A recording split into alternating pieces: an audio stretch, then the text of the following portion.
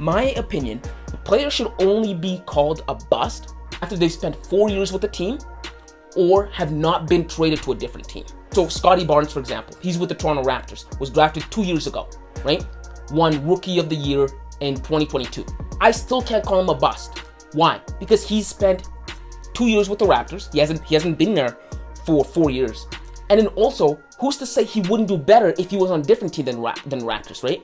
Maybe sometimes the young kid got drafted to a really terrible situation and that was out of his control. Maybe he's surrounded by staff that aren't able to unlock his potential, develop him well. So you have to give them time, and then you have to also look at their circumstances.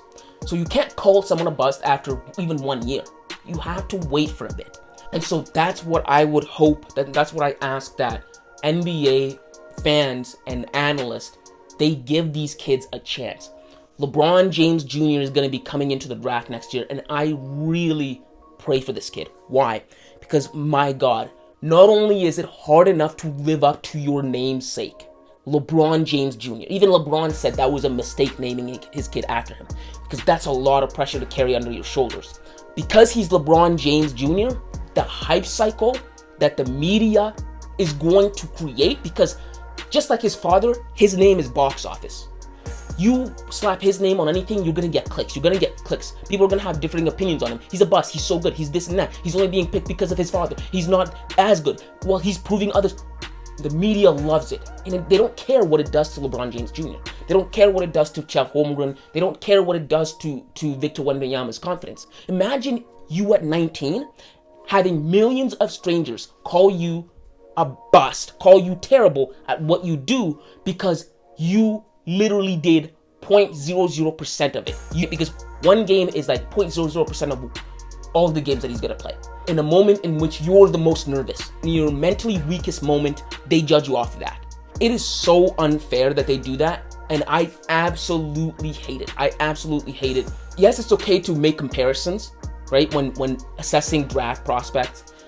Yes, it's okay to extrapolate their future, but you shouldn't say, if he's not better than Shaquille O'Neal, if he's not better than Dirk Nowitzki, if he's not better than David Robinson or Tim Duncan, he's a bust. Like, what are you talking about? Those guys accomplished wonders. It's just a really, really terrible thing that happens in sports. It's not even just the NBA. It happens in sports. I see it all year in, year out in the NFL draft as well. Since I started following the NFL draft all the way back in 2018 when Baker Mayfield was drafted, year in, year out, he's the next Peyton Manning, he's the next Tom Brady, he's this and that, oh my God. And then literally 8 games or a game into their career, they call him a bust. If they're not performing like Aaron Rodgers 8 games into their career, you're a bust. Wait a minute.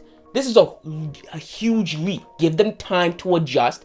Give them time to take it all in, right? And even Patrick Mahomes said, man, it took 3 years for me. Like, I didn't get it until my 3rd year when everything started to click and I could see plays happen. And then I became Patrick Mahomes. It's the same thing with basketball. Give them 3 years, assess the environment that they're in. And if you think they're a bust, then make your call. But don't do that 1 game in. And so that's just my rant or my thoughts on this cycle that the media does whenever we have young stars coming into sports. But yes, guys, if you like this kind of content, make sure to hit the subscribe button, leave a like, and let me know your thoughts in the comments below. Do you think that the media is unfair to these kids, or do you think it's warranted? Do you think after you're 18, it's fair game? Because that's another argument that I've heard. Oh, they're 18, they're an adult, right? But I still think that at 18, at 19, Jesus, you don't even know yourself. God, I had low confidence walking into my college class when I was 19. You know what I mean? Like, let alone stepping onto an NBA court with cameras in my face and NBA analysts screaming my name every 4 seconds and saying I'm a bust. Like, come on. Or saying I'm the next LeBron James. I'm the next greatest basketball player ever. Like, pump the brakes. But yeah, leave your thoughts in the comments below. Let me know what you guys think. And until next time, kids.